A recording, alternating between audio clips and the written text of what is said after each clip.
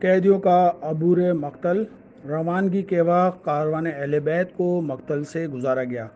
اہل بیت کی خواہش تھی کہ کیونکہ اہل بیت نے کہا تھا کہ خدا کی قسم ہمیں مقتل حسین سے گزارنا، اور لشکر والوں کو قسم دی تھی کہ ہمیں مقتل حسین سے گزرنا ہے، پھر مقتل کی طرف روانہ ہو گئے۔ جب ان کی دکھی اور غریب مستورات کی نگاہ میں بے سر شہداء کے خاک اور خون میں غلطاں لاشوں پر نظر پڑی تو ماتم شروع ہو گیا۔ سر اور چہرے پر ماتم کیا گیا اور نوحہ زاری کی گئی۔ اہل بیت علیہ السلام نے فرمایا کہ امام سجاد علیہ السلام کی حالت بہت نازک ہو گئی تھی، جیسے ابھی روح پرواز کرنے والی ہے۔ امام زین العابدین خود فرماتے ہیں، جب میری یہ حالت میری پھپھی زینب سلام اللہ علیہا نے دیکھی تو فرمایا، یہ تمہارا کیا حال ہو گیا اے میرے نانا، بابا اور بھائیوں کی یادگار، اپنی جان سے کھیل رہے ہو، اپنے آپ کو سنبھالو۔ میں نے کہا میں کس طرح جزا اور فضا نہ کروں اور یہ حالت نہ ہو جبکہ میں اپنی آنکھوں سے اپنے بابا، بھائیوں، چچاؤں، چچا زادوں اور انصار کو خون اور خاک میں لت پت زمین پر بھرینا دیکھ رہا ہوں۔ ان کے لباس لوٹ لیے گئے، نالین اور عمامے اتار لیے گئے، بغیر کفن اور دفن کے پڑے ہیں اور کوئی بھی ان کے پاس نہیں گیا۔ پھپھی نے فرمایا، جو کچھ دیکھا ہے اس پہ جزا و فضا نہ کرو، خدا کی قسم یہ عہد و پیمان تھا جو آپ کے نانا نے آپ کے دادا علی، باب حسین اور چچا حسن سے لیا گیا تھا۔ جناب زینب سلام اللہ علیہ نے ان کو تسلی دی۔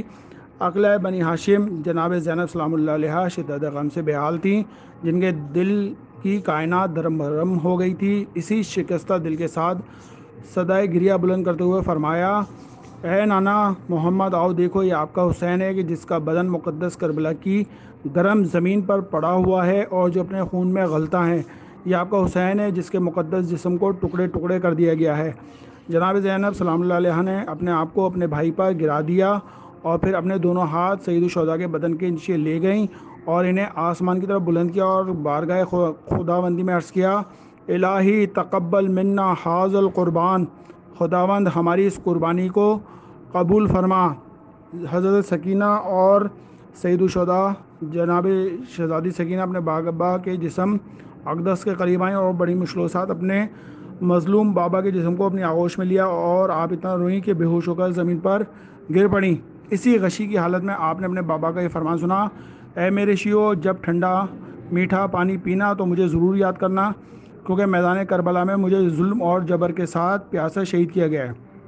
جب کسی مسافر کی درد بھری داستان سننا تو مجھے یاد کرنا، کیونکہ میری داستان عجیب و غریب ہے، یا جب کسی شہید کی شہادت کی خبر سننا تو مجھ پر گری اور ماتم کرنا۔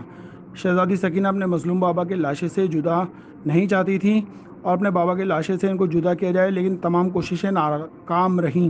آخر چند عرابیوں کو جمع کیا گیا اور انہوں نے اپنی پوری طاقت استعمال کی اور انہیں اپنے بابا کے لاشے سے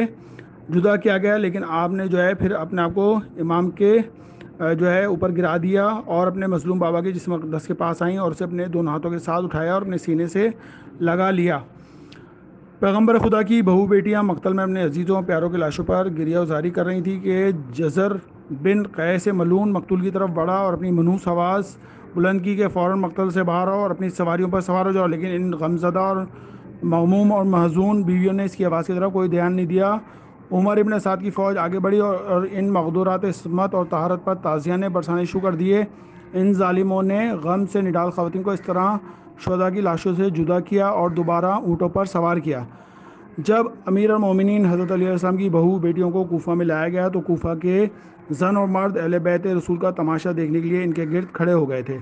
اور دیکھ رہے تھے کہ جناب کلثوم نے انہیں جھڑک کر کہا، اے اہل کوفہ، کیا تمہیں اللہ اور اس کے رسول سے شرم نہیں آتی کہ تم اپنے گھروں سے نکل کر یہاں اس لیے آ گئے ہو کہ آل محمد کا تماشا دیکھیں؟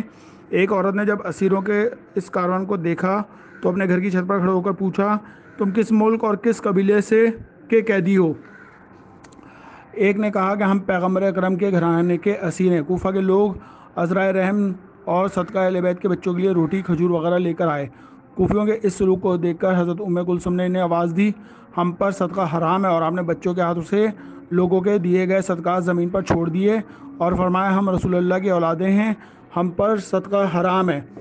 عمر ابن سعد جب اس لٹے ہوئے قافلے کو لے کر اپنے لاؤ لشکر سمیت کوفہ پہنچے تو اس روز 12 محرم کو پہنچا تھا۔ ابن سعد کو جب اس لٹے ہوئے قافلے کے قریب پہنچنے کی اطلاع ملی تو اس نے سرائے شہداء نوکہ نظر پر چڑھا کر بھجوائے تاکہ ایک ساتھ دربار میں داخل ہوں اور آگے آگے شہداء کے سرائے مقدس تھے اور اس کے پیچھے اسیران آل محمد کا مختصر قافلہ تھا۔ ابن زیاد سے متوقع خوف ہنگامہ آرائی کے پیش نظر یہ احتیاط تدبیر رکھی کہ آج دوبارہ بازار میں لوگوں کو جمع ہو کر اسرائے اہل بیت کا نظارہ کرنے کا اذن عام تھا، مگر یہ اعلان بھی کر دیا گیا کہ کوئی زن یا مرد اسلحہ جنگ لے کر گھر سے باہر نہ نکلے گا، اور اس پر عمل درآمد کرنے کے لیے جا بجا پولیس کے دستے بھی متعین کر دیے گئے تھے۔ اللہم صلی علی محمد و علی محمد۔